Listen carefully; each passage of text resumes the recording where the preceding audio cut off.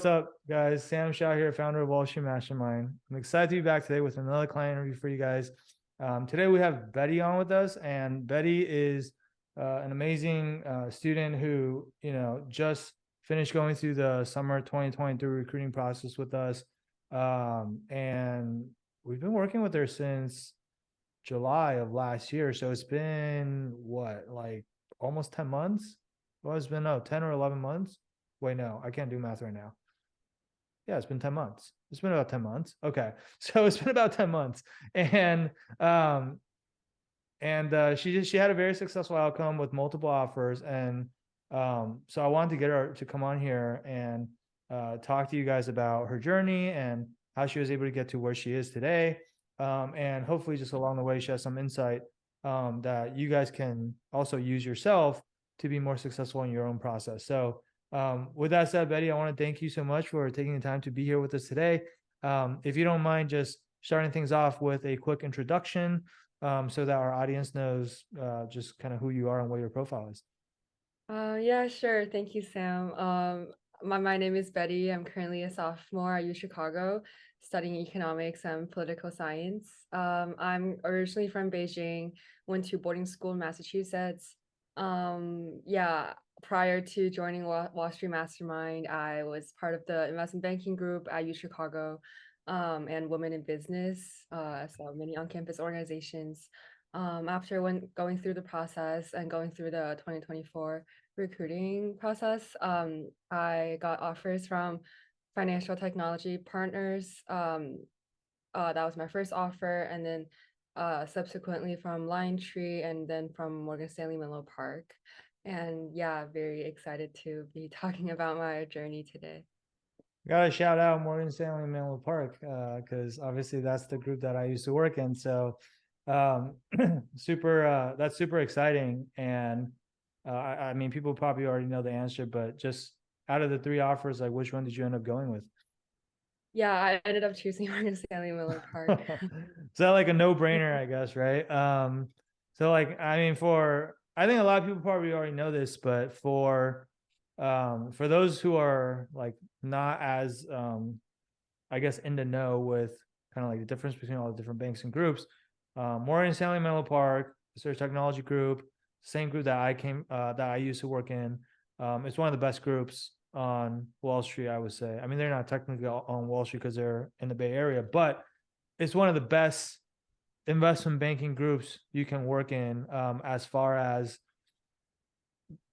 all the things that people care about, right? Prestige, exit opportunities, even just like the quality of the group, which personally that I can speak to, like from having worked there, the bankers are just they're top notch. They're like really best in class, and I'm sure we'll dive into this later too. But like the head of that group, Michael Grimes, is just he is one of the hardest workers I've ever seen, and that says a lot because that's compared to like all the other investment bankers out there, right? And so all investment bankers work hard, but this guy is just like he will do whatever it takes to win. And I think that's part of the reason why the group is so successful.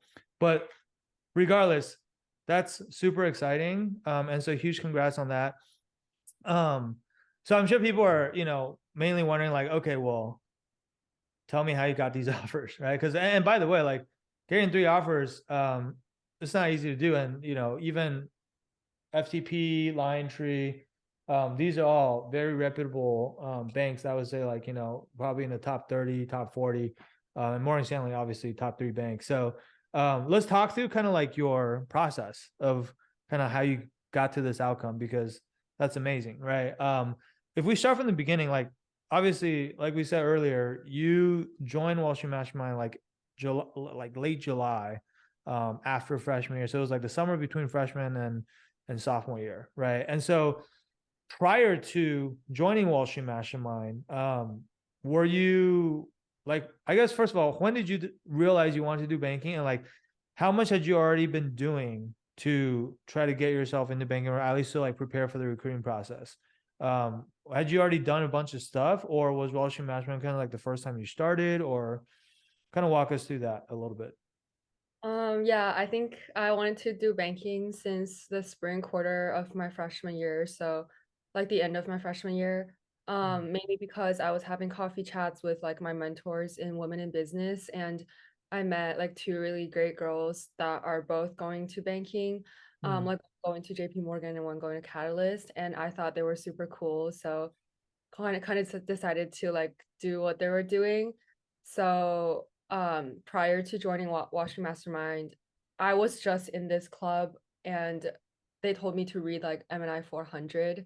So mm, I like downloaded that, and they also told me to get an internship. So I like did that too, but it's not like a very great like private equity or banking internship. It was like business development. mm, Um, so I realized that just by like reading the guides by myself, um, and also like not knowing anyone else that were doing banking was not really working out. I just like couldn't really understand any of the technicals. mm, And so like didn't really know how to get like more internships. mm. Yeah, I was kind of like struggling with that, so I decided to like sign at that point. Gotcha. Okay. So you're kind of starting to get into this a little bit, but I think like before we go there, it sounds like you were doing a lot of the very usual things that everyone usually starts out doing. Like you talk to the upperclassmen in the clubs that you're in, which like makes a lot of sense. They'll usually tell you to read the MNI 400 guy because that's like what everyone reads, right? Yeah. And then so you were kind of like starting to do all the, I would say like all the basic things now that everyone's already done. In terms of like, and you were starting to talk about this, but like in terms of making the decision to join Wall Street Mastermind, a couple of questions around that, like, because not everyone joins a program like Wall Street Mastermind, right? Like, so, like, what was it specifically that made you want to join? And also, like, when you were joining Wall Street Mastermind, did you consider like other options or maybe other similar programs or I don't know. There's so many resources out there now, to be honest, when you want to like recruit for investment banking, right? Like, walk us through that kind of decision making process of like how you ultimately decided on this. Yeah, I think I considered a lot of factors and kind of decided Wall Street Mastermind was like the perfect fit for me because I know there's many other like counselors out there that might provide like super detailed and super like personally tailored programs to their students. Mm-hmm. Um, they also like charge a ton more. Um, I didn't think that's what I needed because I'm already a pretty like self-driven person. Like if I have something, I will be actively like reading that or learning it. And if I see opportunities opening up out there, I'll like actively pay attention. So I didn't think I need that much like mentoring or that much like motivation. Mm, So I thought the only two things I needed was like a community where I can ask questions and like meet other people and also like a technical training. So that's what I was looking for yeah, through Wall Street Mastermind and eventually like mock interviews, which I also like utilized a lot. yeah, So yeah, like that's pretty much why I decided to choose this one. gotcha. Yeah, and on that note, like, I mean, honestly, I was shocked. Like, I didn't even know this, but I was shocked the other day when you told me how much some of these other programs are charging. But you were saying there are programs out there that charge like $35,000 or something, right? Which me being like, to be honest, as the owner of this business, I should know this stuff, but I knew there were programs out there that charged like 20K before, even like I think 25, but 35 was like the highest that I've ever heard. And I was like, my jaws dropped when he told me that. I was like, man, I need to raise my prices. I was like, but I guess I don't know, inflation, right? It's a real thing. No, I'm just kidding. Anyway, that was crazy to me. But okay, so like it sounds like for you though, coming back to you, you're just you wanted personalized attention and you wanted um like someone that's going to be very hands-on and basically be there and be available for you anytime you need it, but also you don't need something that's where like where someone is like holding your hand Yeah. the entire way and like spoon feeding you everything and like almost like even like doing the work for you, basically. Like you're a self-starter, you're motivated, you just want like proper guidance and make sure that you're doing the right things. And then from there, you can kind of go and execute on your own. And that's kind of what you felt like this was going to be, basically. Yeah. I didn't think I would need that much like attention or that much guidance. They would like the other organizations would pair you with like 66 different mentors that will like answer six different types of questions. I didn't think that was like necessary. I think that's very extra. So, Yeah. uh, like a proper amount of guidance was already like enough. Yeah. Gotcha. Okay. Very cool. That's interesting because obviously we also have multiple coaches, but we don't like do it to that degree where we were like, oh, you can only answer technical questions and you can only answer networking questions or whatever. We kind of just like our team just kind of all answers all the questions together. But that's very interesting. So I guess after you joined Wall Street Mastermind, then like what were some of the things that you did inside of the program, or like how did you, because I feel like this is where your real journey actually started, right? Because like, yeah, you did a little bit of studying the MNI 400 by yourself before, and okay, like it sounds like that was like very light, right? So like the bulk of the work that you did for recruiting was like after you joined the program. And so can you walk us through just kind of how you went about the entire process? Like what do you feel like enabled you to end up with 3 offers from really, really good banks and just kind of like get to where you are today? Like what do you attribute kind of like the most impactful things, or like what do you attribute most of your success to in terms of like what were the most impactful things that you did?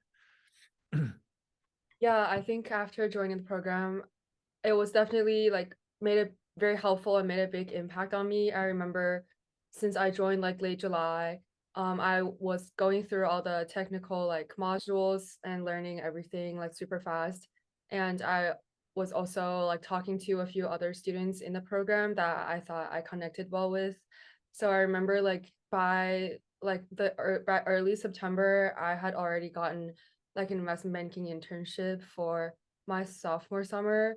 Hmm. Um, by like just like doing well on the interviews, like following the modules and learning learning all the technicals, and that was really helpful for getting that internship. Yeah. Um, yeah, but I didn't decided to do that one. I like interviewed a couple like a bit more and got another private equity internship that I thought was like a better fit for me.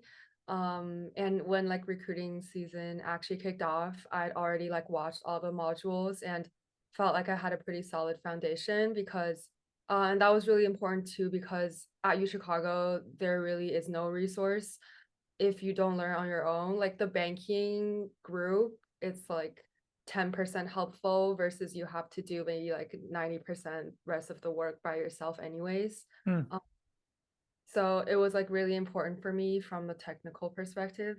Yeah. Um, and yeah, like when recruiting season actually kicked off, it wasn't going really well. I got rejected by like every single one of the diversity programs I applied Hmm. to. So I did not take advantage of like the diversity recruiting at all. The Yeah. only place I got into was Piper Sandler, and I like eventually got rejected by them anyways. So yeah, it was like pretty tough in the beginning, like getting rejected by all the programs. But I guess I just like didn't give up and decided to do like the regular round with like other people. Yeah. Um, yeah, I remember when I was still recruiting, like by the mid-March, I was only like one of the two girls in my school who were still recruiting. Um, And an entire school? um, yeah, like at U Chicago, out of all the girls that were like recruiting for banking, I was probably like the bottom 5 that had no offers. Oh, because everyone else had gotten in through diversity. Yeah. And Gotcha. for Gotcha. some reason, I just was not accepted by any of the programs. Hmm. Um, I guess it was like a very HR based process and like people cheat, whatever. So I just didn't really care about that. And yeah, I applied for like FT partners through their regular round. And like that went well, I guess. And and then I got the offer like a couple weeks later, and I decided to like accelerate other processes with that. And yeah, that's eventually how I got like Morgan Stanley and Lion Tree. Mm, But yeah, like overall, I think it was definitely a very tough process. But Wall Street Mastermind was like really helpful in many ways. I met like a few other people in other schools that I could like do mock interviews with and just like talk about like compare our processes. Like I remember one girl like was so kind that she sent me her Evercore interview questions before my interview. So that was like really helpful. And there was also one period where I tried to do restructuring because I was just casting a wide net and thought I mm, could like do it. So like Sam gave me like a really great contact. Like he basically mocked with me for like 3 hours before my like Evercore Green Hill and like Houlihan interviews. yeah. Um, yeah, I like got through a couple of them, but some of them I didn't get through. But I should have like started earlier. That was like probably my mistake. Mm, Um, but yeah, I feel the resources I had was really helpful in terms of prepping me and before like eventually before my like MS Menlo interview. Yeah, like Sam gave me like really good answers for MS Menlo. I feel like that's probably one of the reasons why I stood out. Like because I had not networked with anyone there in the office because it was an accelerated process. So I really did not have a really good YMS Menlo answer, and yeah, what Sam said was pretty helpful. Um, but yeah, that's that's a very long answer. no, that was great. There's so many follow-up questions that I have based on what you just said. So let's like dive into some of these, but um it's funny, like you mentioned the MS Menlo thing. I remember that. I really enjoy I mean obviously I worked at MS Menlo, right? So like a lot of times people ask like, oh, what's a good answer for why this bank or why that bank? And it's like, to be honest, a lot of times, like unless you work there yourself or like otherwise you really need to like network with the people that have worked there if you like really want to come up with a good answer, right? Like it's not reasonable for a college student who has never worked at a firm to come up with a really good answer for why they want to work at that firm. Like, right? Like that just makes sense. So that's why, like, that's one of the big reasons why people have to network, or we tell people to network. Like, yes, is to get the interview referrals, but also a really important reason is like so you can have a good answer for that question. Because that question is so important. It's usually one of the first three questions that you get asked in any interviews, right? Um, and obviously, me having worked at MS Menlo, I have like unique insights into what MS Menlo is, and so like that answer that I gave you, I've given it to every single student that in Wall Street Mastermind that has ever interviewed for MS Menlo, and we've had we've gotten someone to MS Menlo I think like 4 years in a row, which is like I don't know, like they don't hire that many people, and so like and it's a great group, and their interviews are known to be I don't know how you felt about it, but like their interviews are tend to be harder than a lot of other banks, and so like that's something that like I'm like okay, I know this is a good answer because it's worked so many times. I think I remember. I think I probably told you that I was like, dude, this answer crushes. Like, make sure you use it, right?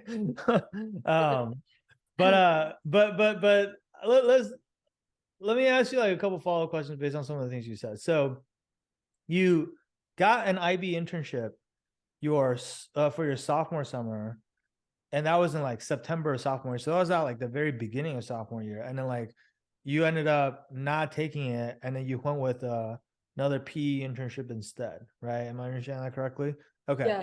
so can you talk about because I feel like right now with how early recruiting happens, like with the junior summer internship moving up so early, and it's basically happening around like halfway through sophomore year, most sophomores, one thing that they really struggle with is like having to recruit for both the sophomore summer internship and the junior summer internship at the same time, right? A lot of times people even get their junior summer internship offer when they don't have a sophomore summer internship yet, right? So like, how did you go about getting the sophomore summer internship, and like what enabled you to find not even just one offer but two offers so early on? Because I think that's pretty rare. Um, yeah, I definitely started earlier maybe than everyone when in terms of like looking for a sophomore year internship. I did it like like the summer of freshman year, which I think is pretty early. And like honestly, there's no trick. You just have to like drop your resume everywhere and email like every single person. Yeah. Um, so I applied for like all the programs available on Handshake and like everything I could see on like LinkedIn or Google. Um, and yeah, like basically tried pretty hard in terms of like networking with the firms. Um, and yeah, just I think there is no trick. You just have Yeah. to off your resume and make sure you like when you do get an interview, like make sure you crush it and make sure that people like you. So So I agree with you. There is no trick, but I think to a lot of people, the trick, it's not even a trick, but they're just not doing it. Is that it sounds like what you did was one, you started early. I think that's important. Two, you applied to like everything you could possibly find, and you went to multiple places to find as many opportunities as possible. So like getting the volume up, right?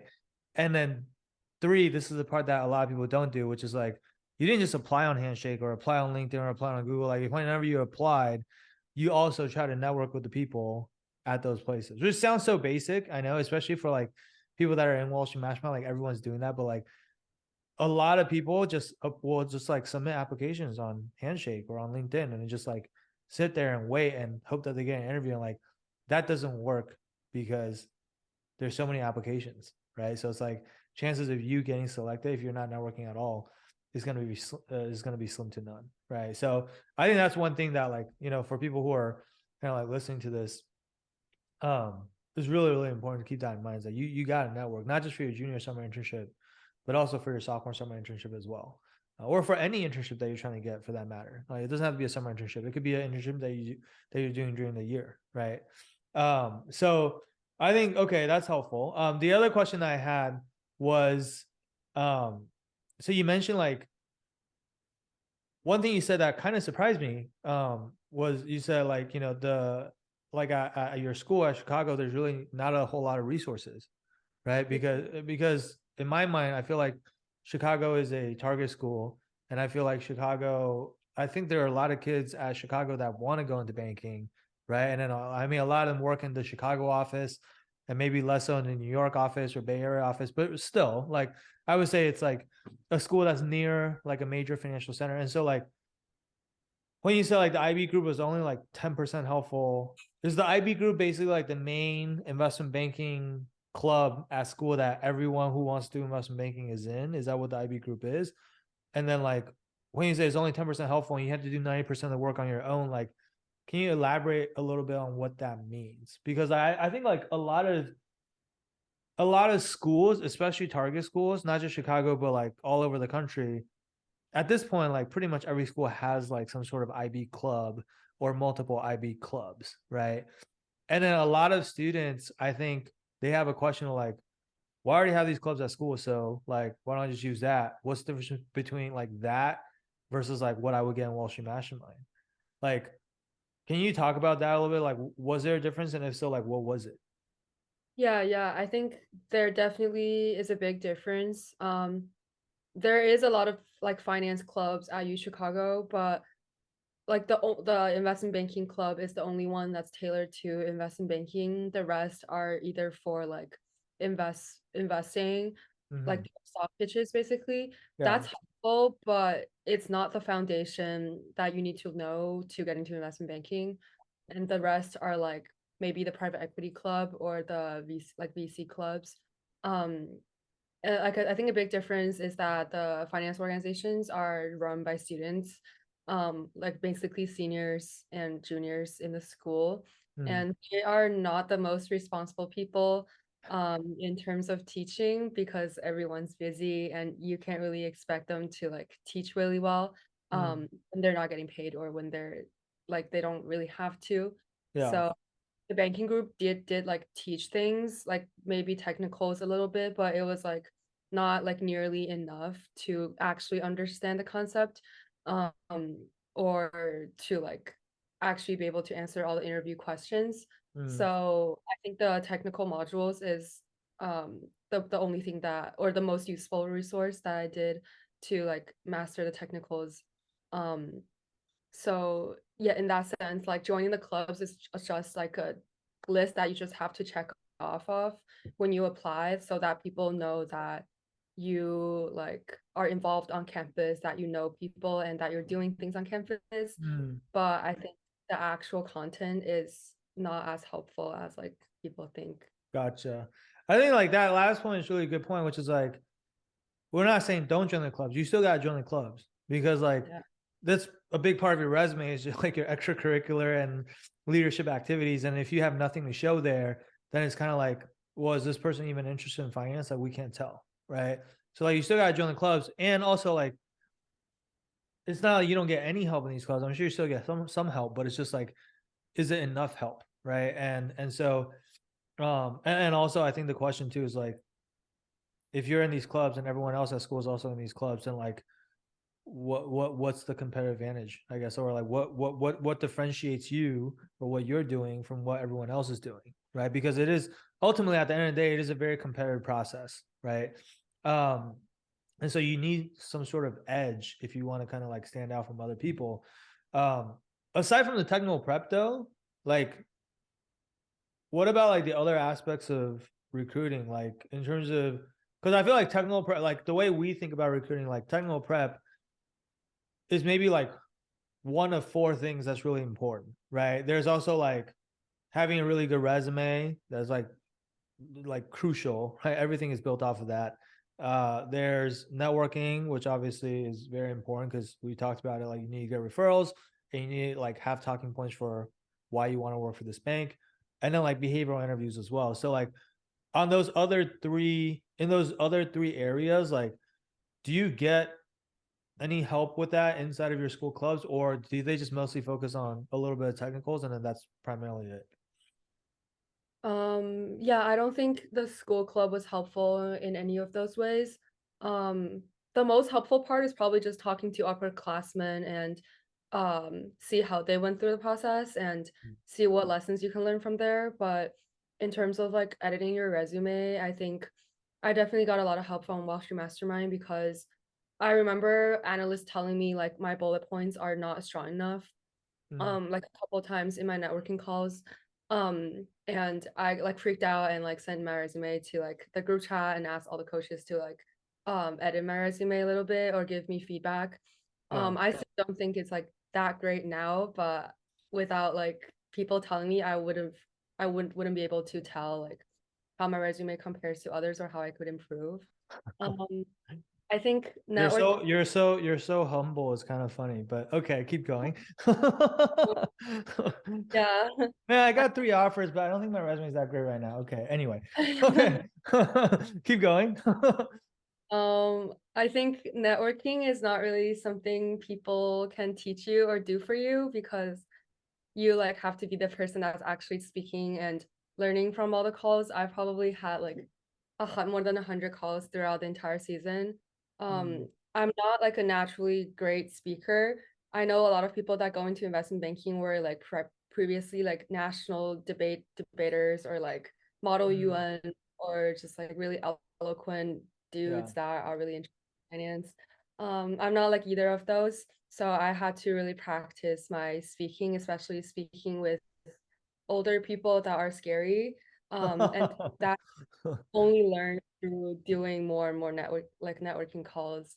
yeah, And in terms of behaviorals, like I had a like mock interview with Johnny, I think before like recruiting kicked off, and that was helpful in terms of um polishing my answers and just having like a third perspective, seeing if my stories make sense and everything.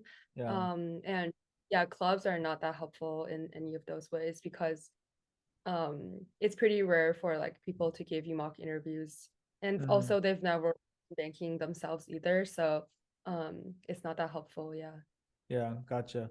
Um, okay, that makes sense. So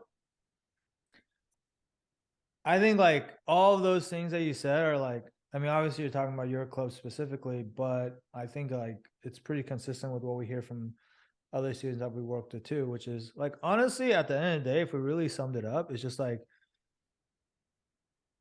the upperclassmen there, like they're good people. They've succeeded in getting an offer themselves. Obviously, they hope that you're successful. But at the end of the day, they've already gone through recruiting. They already got their job. The last thing they want to do is like have to go through recruiting again as if like they're the ones going through it because you're not going through it. And so like, they'll give you some advice, they'll talk to you a little bit about their experience, right? And that's easy, but also like that's not really like that's not like a big needle mover when it comes to like all the things you actually need to do for recruiting, right? And then like when it comes to the level of help that you can get, I think like how much skin someone has in the game or how much like does it actually affect the person that's helping you if you don't get a job? I think that's like the biggest that's like the easiest way to think about it, right? For the seniors and juniors of school, they wish you well, but if you don't get a job, they'll be fine. They already have their job. So it doesn't really matter, right? Whereas like if you actually get like professional help, like where, for example, with Wall Street Management, like our job is to help our students get jobs. And if our students don't get jobs, then like we won't be around for very long, right? Like, and so like that's the difference. Is like, why do we care more? Well, it's really like just us being, it's in our own best interest to care, right? And so like that's the difference. And then like in terms of like expertise, it's like, would you rather get your advice from, like the analogy I like to use is like, let's say you're going through like really important surgery, you need like open heart surgery. Do you want the person operating on you to be like someone in residency who just came out of med school and is doing his first operation, or maybe he's done one operation before you, he's gone through it one time and you're going to be the second person he operates on? Or do you want to like, a surgeon that's been doing this for many, many years and has done, 800 or 900 operations? Like, who do you want to trust your life with? Or in this case, who do you want to trust your career with? It's like, so expertise matters, like experience matters when it comes to like something so important, right? And so if you can find someone and I'm not just saying for Wall Street Mastermind, but it's like in general, you guys don't have to work with us. You can work with anyone you want. But in general, like the two things I would look for in any mentor type figure is one, how experienced and how qualified are they? How much more do they know about the thing you're trying to do than you know yourself? I will argue the juniors and seniors at school know a little bit more than you, but not that much more, right? And then the second thing, probably just as importantly, because if you find someone that's like, there are a lot of bankers out there that could be your mentor, but the second thing that's like, how much time are they going to spend with you and like how much do they care? Most bankers out there, they have a day job, they're super busy. Their job is not to help you get a job, unless it's like your dad or your brother, or even then, like we have students who have like siblings in banking and they're like, yeah, but they're too busy, they can't help me, right? It's just like people have lives and they have things going on, right? And so like I would look for those two things: look for someone with expertise and look for someone who's actually going to like really, really care and be really, really invested in your outcome. And if you have that combination, then you're going to be set up for success, basically, right? um and I guess one other thing that I want to ask you about too then is, because you talked about how like initially you didn't really have a lot of success, especially with like the diversity programs, right? And then like after that though, you after that you basically somehow turn it around. Okay, like you turn it around, you eventually got like the FTP offer, and then you use that to like accelerate your processes, and then you got Lion Tree, and then you use that, and then you got Morgan Stanley, and that's kind of what you have to do in recruiting, to be honest, when it comes to like a lot of times you get these exploding offers and you want better offers. I remember you were talking about this a lot when you were going through. It's like, what do I do? Like, I have this deadline, I have all these other interviews I still want and whatever. But two questions there. One, like, how did you turn things around? Like, what do you feel like changed from that initial period when you weren't getting accepted into the diversity program? So then, like, eventually you got like 3 offers. And if anything, everyone always says that the diversity processes are supposed to be easier, right? So that's like kind of counterintuitive, right? So like, is there anything you can pinpoint that like change in terms of how you approach things, or with your candidacy, or I don't know, the way you interview, or what caused you to go from getting rejections initially to then eventually end up with 3 offers? And then the second question is like, how did you manage or navigate through that acceleration process? Because I think like that's something that a lot of people run into, where like the first offer that they get is, people are happy to get offers, but like a lot of times the first offer you get might not be like your top choice. And then like you also don't have a lot of time to respond. So like, what do you do in that situation? Can you just talk through those two things? Yeah, I guess the turnaround thing. Yeah, like to this day, I'm still not sure why I got rejected by all the programs. I think there's just a lot of factors that go into it, and it's a very not transparent process. Like some people check off like a lot of diversity like lists while you might not. Mm, Um, so I don't think it's a good reflection of people's abilities and like qualification. So I just didn't really let that affect me. Obviously, it was very upsetting, but I thought like there's hundreds of like thousands of people out there that just getting through the regular process. And through that process, I will be able to learn better because I actually will know what went wrong. Instead of just submitting application and then getting rejected with nothing happening in between. Um, so I just didn't really stop networking, I guess. I didn't really let that affect any of the things I was doing. So I kept on networking. I remember I might have been like the first offer that FTP gave out to, like at least within U Chicago, because I like networked with them really early on and like applied for Sling when they opened up, and like the entire process just went by like very fast. mm, So I think basically just not giving up. And I think networking is still more useful than any other thing that you could be doing. If you have like people vouching for you, and if people know you within the firm, you will get interviews. I think that like happens like 90% of the time. yeah. Um, and yeah, the acceleration part, I think I obviously I consulted with like Sam and other coaches about like when I got the offer, because they only gave me 5 days, and everyone like we all thought it was not like fair to me. So I asked them for an extension, and they gave me up to like 1 week. And yeah, within They that added week, 2 days, or you're saying they extended by 1 week? oh, they added 2 days. So I had a one week. Which is like still Yeah. not that much, but okay. Yeah, yeah. I thought it was like not that great, but I just had to work with that. So I like pretty much hit up all the other processes that I was in, not just LionTree and Morgan Stanley. Yeah, in fact, I didn't have a process with Morgan Stanley. I thought I'd give it a shot and email like the recruiting head again to see if they would be willing to give me an interview, and like surprisingly they did, because at that point they had already given out 3 offers to three different girls at U Chicago. So I thought I had no shot. But yeah, for some reason they still gave me the interview. But yeah, I hit up like Lazard, like Goldman SF, um, like Green Hill SF, pretty much everywhere I had processes with, and see who would be willing to accelerate. And unfortunately enough, like someone responded, because I know it doesn't always work out with Yeah. like so Were you primarily targeting the Bay Area then? It sounds like you like you knew what you wanted to do, tech banking, or I thought it made the most sense to target like tech banks, tech groups, just because like FT Partners is fintech. Um, mm, yeah, and I think West Coast processes are generally more transparent and faster than New York processes, so yeah, it might be easier to accelerate. Yeah. gotcha. Okay. Yeah. I mean, just a thought on that.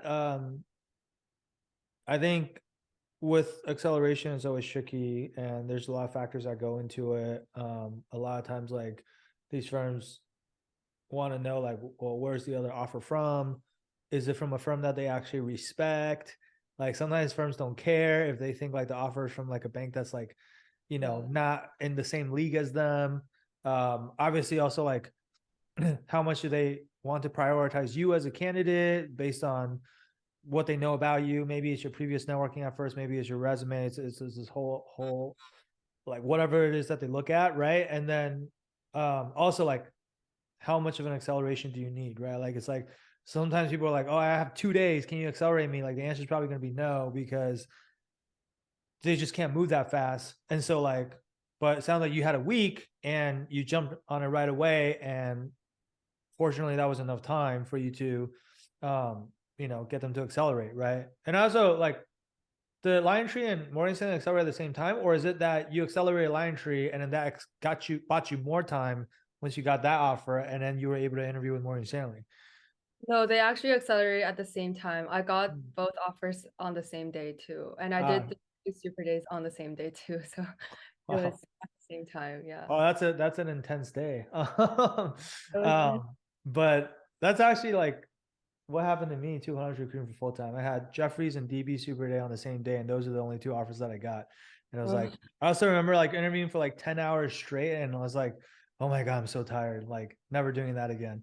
That day was like um, straight, yeah. yeah. So then like uh on the diversity point though, like in terms of like how you turn things around, I think like one thing I want to call out there too is just like your mindset. I think I mean, you probably didn't even think much of this because it's probably just how you're wired. Um, but what stood out to me is that a lot of people, if they get multiple rejections in a row, and then like they're looking at everyone around them and it's like, why are all the other girls getting offers? I'm the only one that's not getting an offer. Like, there's something wrong with me. Like, people start to really get down on themselves, or like self-doubt starts to creep in, or like people will like, I know a lot of people that will like just give up in that situation, or even if they don't give up, like they let their confidence get so affected by that like they're not the same candidate that they could have been for like the rest of the process, right? Like it starts to get in your head basically.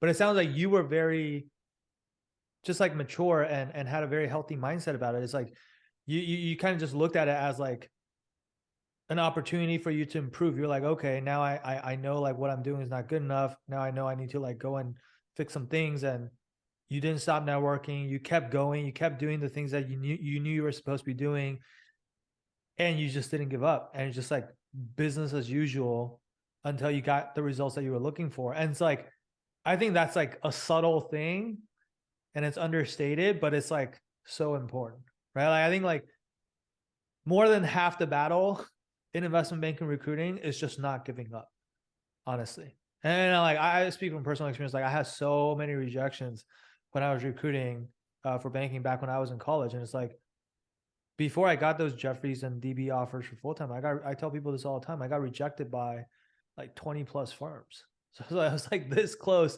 to not getting into banking, and like uh and I don't know, like for people that believe in like, oh, everything happens for a reason, I think like part of the reason why I was put through that, um I mean, I didn't know at the time that one day I was going to be coaching kids, but like part of the reason why I had to go through that is so that I can experience what it feels to do to go through that type of process, so that I can empathize with the students I work with now, and to be able to tell the students now when they're getting rejected, when they're getting down on themselves, to let them know like, hey, look, I've been there before too, and like if you don't give up, you can still end up at a very good spot, right? Like I ended up at Morgan Stanley Tech, you ended up at Morgan Stanley Tech, like, and if you had given up, if we had given up, we would have never ended up there, right? And then like having worked at Morgan Stanley Tech, like that ended up changing my life, right? Like, I mean, I won't get into my life story here, but like in terms of my career trajectory, in terms of the exit opportunities, in terms of like, I attribute a lot of my success today to the fact that I was able to start my career early on in a group like that. So I think that's really amazing. And I think like, obviously like all the successful people that I know, um, they have all failed at some point along the way. That's like universally true about anyone who has succeeded at anything in life. Is like they've experienced failure along the way. It wasn't that they didn't fail at all. Like people only see the wins. And like people probably look at you now and they only see like, oh, Betty ended up at Morgan Stanley Tech. Like she's so lucky. Like, all she does is win. It's like, no, like it wasn't easy along the way. And there were multiple setbacks. And like a lot of times the difference between the winners and the losers is just that the losers gave up and then the winners kept going. Right. And so I think like that's like a really good quality that you have. And I think that's like just worth calling out for everyone else too, is like, if you're feeling down on yourself, if you're currently going through recruiting, if you're getting rejections, like that's normal. That's part of the course. Like I've coached almost 900 students at this point. I can probably count on one hand the number of students that like did not have to experience a single rejection throughout the recruiting process. Like it does happen, but it's very, very rare. That's just how competitive it is. It's just like very, very selective. And most people will get rejected by at least some banks before they get their first offer. But the important thing is the important thing is that you learn from those mistakes along the way and you get better. Right. So anyway, that's my little rant there on getting back up after falling. But last question for you, because I know we're running out of time. What's the best piece of advice that you have for people who are still going through recruiting now, or who are maybe about to go through recruiting in the future? Maybe they're like you and they're an international student. Maybe they're, I don't know, like maybe they feel like the resources that they have currently are not sufficient, like whatever, it doesn't really matter. Just, is there maybe a piece of advice that someone gave you along the way that really helped you out tremendously, or maybe something you figured out on your own that you felt like helped you tremendously and that you want to kind of share with other people? Yeah, I think there's definitely like so many lessons learned, but the problem, yeah, like what you said, the most important thing is probably, I think it's like learning along the way. Like it's not the end of the world to get rejected. Like I got rejected by after 3 super days before I got my first offer. So, Mm, but I think I learned things from each of those interviews that I changed later on. For example, I learned that I got rejected by Piper was because I didn't impress the MDs enough. I didn't connect with them that well. They didn't think I was passionate about banking enough, and I took that in and figured out like better ways to talk to like white males that I didn't really have anything in common with. mm, And after like my Green Hill restructuring super day, I realized that I was not that solid on technical, so I like grinded more after that to like prepare for the rest of the interviews. mm, um I think the most important thing is to like reflect after each interview what you did well and what you didn't do well. For example, I noticed that like when I say certain things, I can make the interviewer like smile or laugh, and then they would turn out to like me better. And I mm. remembered that, like did more of that like in my later on interviews that worked well. So I think there's like many lessons there, but the most important thing is probably like learning after each interview. Um, because yeah, if you're not like a natural like genius, you're gonna fail and like get rejected like everywhere. Um, the most important thing to is to learn and like remember what you did well or didn't do well and like improve on that. Yep. That makes so much sense. I mean, I think that's a really good point. It's just like, this is something that a lot of people don't do, right? Like we tell everyone, every time like someone tells us, hey, Sam, like this interview didn't work out or I got rejected, the first question we as coaches always ask is like, did you ask for any feedback? Right. And so like that's something that a lot of people don't do. So it's like you should always ask for feedback. And sometimes they'll give it to you, sometimes they won't. It sounds like you did do that because you knew certain things like, oh, the MDs didn't like me at Piper, or like some of those things you can figure out on your own. Like, okay, I didn't do well in the technicals. That's usually pretty obvious. You know when you don't do well in technicals. But sometimes if it's stuff like, oh yeah, like this MD just wasn't impressed by me, or this MD didn't think that I was passionate enough about banking, like that's harder to figure out on your own. You have to have like them tell you that, right? And so like if you don't ask, they'll never tell you. If you do ask, they might still not tell you, but they might tell you. And so like um always ask for feedback. And then like beyond just feedback too, like doing like the introspection of like looking at yourself and dissecting your own performance, and not just what you could do better, but to your point, also what did you do well, right? It's like you made this interviewer laugh. Oh, how did you do that? Okay, let me try to replicate that in all my future interviews. Like that is so smart, because like if you think about like professional athletes, let's say, they're also competing at the highest level of their profession. What do professional athletes do after every game? They watch game film. They watch game film to see like, what did I do well in this game? and what did I not do well? What can I improve on? And that's how they get better. And so like, it's the same idea. Like we don't have like footage of your interview, obviously, but like after each interview, you like everyone should do this. Like think about, what did I do well? What do I need? What should I keep doing more of? And then like, what did I not do well? What do I need to improve on? And then more importantly, actually go back and do something about it. Like you said, oh, I didn't do well on technicals for Green Hill. I went back and grinded more on the technicals. Like it sounds so simple, but like so many people don't do this, right? And like that's again, one of the biggest differences between people who are successful and people who are not. So I think like that's such a great piece of advice. So thank you for sharing that. So guys, we're about out of time here, but for those of you who are still kind of with us, if you're currently going through the recruitment process, or maybe you're about to go through the recruitment process in the future, and you know that you want more personalized hands-on help with the recruiting process than what you currently already have, then I want you to reach out to our team. You can do that by going to www.wallstreetmastermind.com/apply. The street's abbreviated to ST, so it's wallstmastermind.com/apply. And what we'll do is, you'll hop on a call with us. We'll talk to you. We'll learn more about your situation. We'll figure out like what your goals are, what type of banks you want to get into, what do you feel like your challenges are currently, and what do you feel like you need help with? And depending on what you tell us, if we feel like we're confident we can help you, we'll help you map out like a customized game plan for what we need to do for your specific situation.